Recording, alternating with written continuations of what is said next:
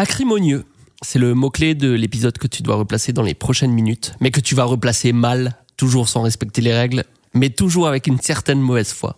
Et là, je viens de faire un petit peu l'illustration du mot acrimonieux. Alors, selon toi, Acrylique, si c'est pas un fruit à coque, c'est de la peinture. Ouais. Acrimonieux, ça doit être pas très bien. Truc négatif. Adjectif se dit de quelqu'un qui manifeste un caractère agressif dans l'humeur ou dans l'aigreur du langage. C'est quelqu'un qui est de mauvaise humeur ou irritable, mais essentiellement dans sa façon de s'exprimer à l'oral. Une femme qui a ses règles, par exemple. En fait, c'est toi avec le service client Lidl quand ton tuyau d'arrosage est marqué comme livré et que le colis n'est pas dans la boîte aux lettres. C'est justifié. Et alors, je te vois venir, hein. Ne t'amuse pas à me balancer un tas de saloperies tout au long de l'épisode, histoire de m'irriter et ensuite de me traiter d'acrimonieux et ainsi placer le mot. J'aurais pas besoin. De toute façon, je suis non irritable. J'ai la sérénité d'un moine en méditation sous un cerisier du Japon en fleurs. Si, tu le dis tout le temps. Alors, j'ai jamais dit ça. Bon, dans le prochain épisode, le mot-clé, ce sera foutage de gueule. Ouais. Allez, c'est parti. 109, le podcast. Mais attendez, c'est 109 comme le sang ou 109, 9 comme le chiffre? D'accord, donc c'est bien 109. Enfin, 109 comme le chiffre, mais en toutes lettres. 109, le podcast de Fanny et Vincent. Alors là, Vincent, c'est le chiffre? Ou c'est aussi en toutes lettres? J'ai pas le truc, là. Bienvenue dans le podcast de 109, agence de communication. Créative.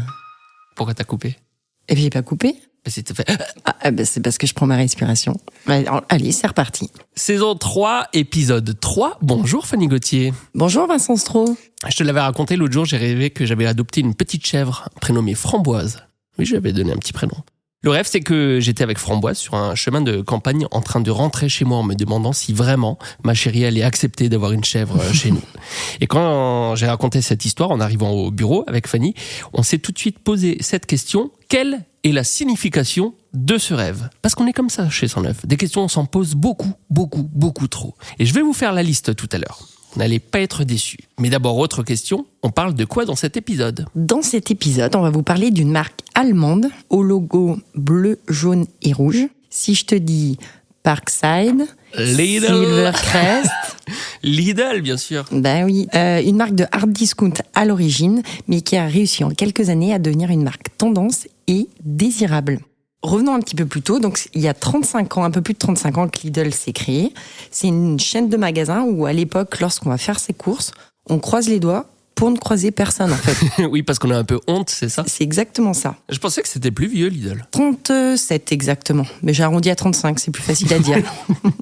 Et du coup, en quelques années, cette enseigne allemande, elle a réussi un tour de force, se réinventer, et grâce à une stratégie de communication redoutable.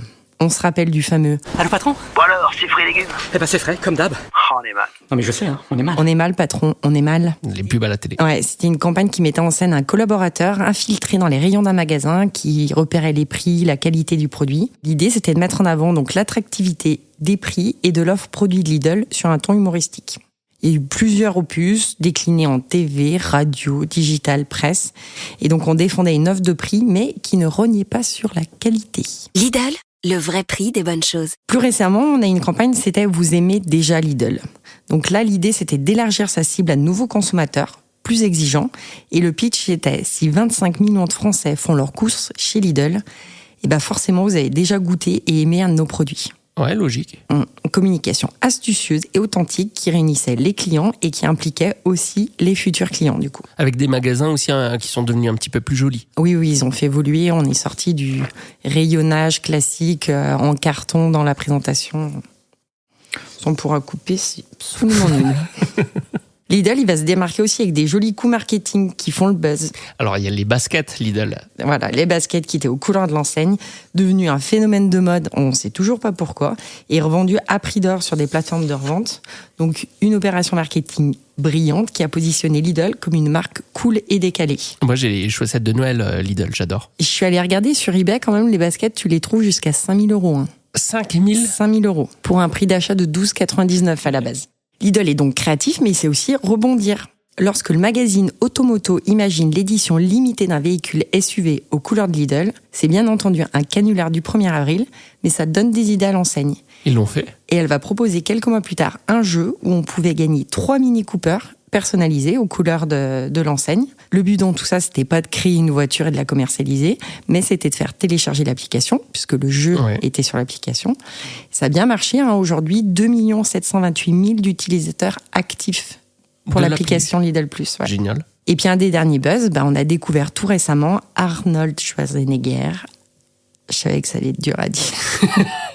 J'ai l'impression d'être ma mamie. Donc c'est devenu l'ambassadeur des produits de bricolage Parkside. Je savais pas ça. Ouais. Moi, j'ai un t-shirt Parkside. Moi aussi. Donc on peut dire aujourd'hui, Lidl, c'est pas seulement un supermarché de proximité, c'est une marque avec une personnalité forte, capable de bousculer les codes et d'attirer de nouveaux consommateurs. Ce repositionnement intelligent prouve qu'une enseigne de distribution peut se réinventer avec succès, à condition d'oser, d'innover et surtout de bien communiquer. Est-ce que tu penses que tu as placé le mot acrimonieux correctement ? Eh ben non, pas placé du tout même, j'ai envie de te dire. Est-ce que tu es contente de ce que tu as raconté ? Ça va. Est-ce que tu penses que ça plaît aussi aux gens ?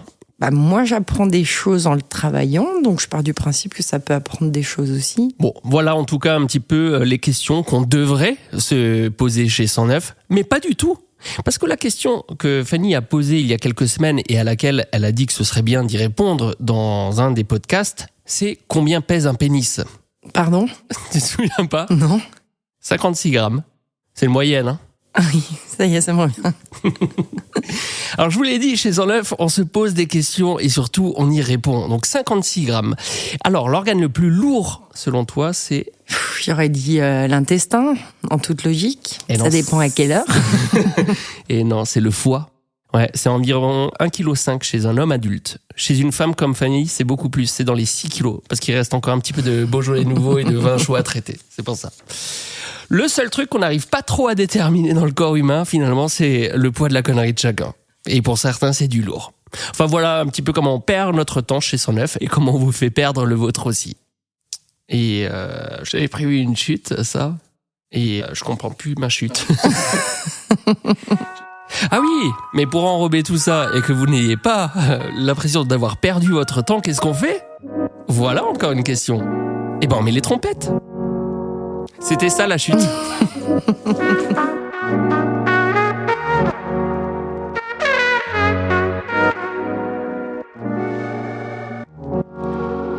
C'est pour compenser tes 56 grammes ? J'ai quand même demandé à ChatGPT en parallèle. Il m'a dit que c'était pas une question qui était fréquemment posée. Ouais, mais grâce à toi, on a nourri l'algorithme.